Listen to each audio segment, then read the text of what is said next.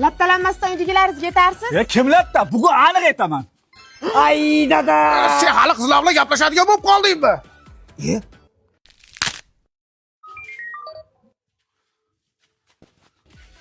Qo'yog'i kim bu?